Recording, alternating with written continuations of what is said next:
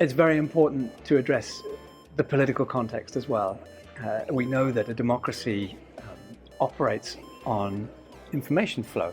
Information passes to the public from politicians and from political parties about what policies they have prior to an election, and then the citizens of a country make their free choice to vote for this party or that.